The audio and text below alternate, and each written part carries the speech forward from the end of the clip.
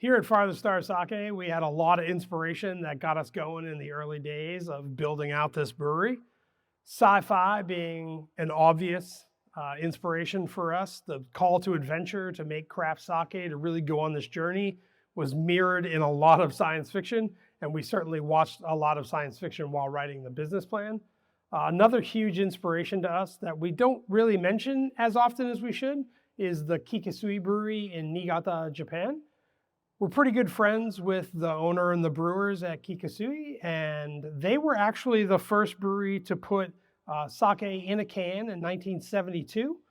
Incidentally, the year that I was born, so that's a nice parallel as well. I was super lucky that in 2016, the owner of Kikusui, Takasawa-san, invited me to come to Kikusui for a while and learn how to make koji and have the chance to sit down with some of their brewers and answer any questions that I had before I started becoming a professional sake brewer. It was a super amazing experience I'll never forget, and really led me to opening Farthest Star Sake with single serve cans and really being inspired by all the work that they do in Niigata. Single serve sake has a ton of benefit over bottles of sake. It is easy to buy. You could buy a bunch of other beverages, your favorite beverages at a liquor store, and throw a couple sake cans in your basket. You could also buy the equivalent of a full-size bottle, but get 3 different varieties of sake. A regular size Japanese bottle is 720 milliliters. So 3 of our cans would equal 1 of these bottles. So instead of buying this bottle, why not buy 3 different varieties of sake and really allow you to do a cool sake tasting with friends, or have a little bit more variety of sake at home for different foods. That's where single serve really comes in handy. Single serve technically also has a lot of benefits because it's in a can. The cans block 100% of the light. Light definitely does damage sake.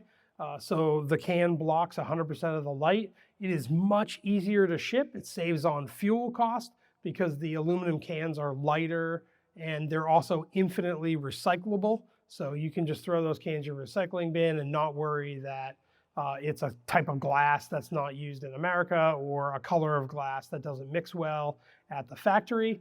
Cans are always infinitely recyclable. Kikusui pioneered that in 1972. 200 ml can with a resealable plastic lid. This is a technology that we cannot have in the United States. These Kikusui cans are pretty cool. The whole end lid comes off, almost like a tennis ball can.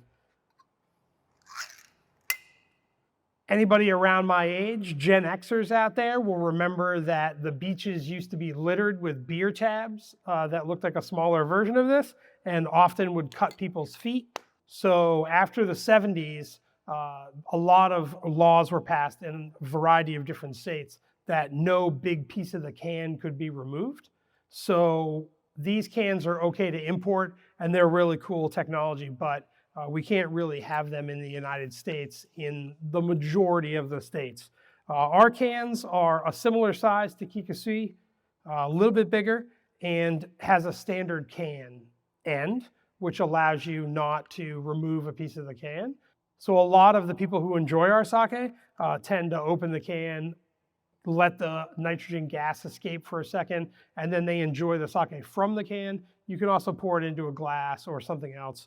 A lot of our outdoor loving sake fans open the can, give it a second for the nitrogen gas to escape, and then they just enjoy our fresh craft sake from the can. You can find our single serve sake in a variety of stores and restaurants in Maine, Massachusetts, Rhode Island, and Connecticut, or you can order online for delivery to about 30 states through our website, fartheststarsake.com. See you out there.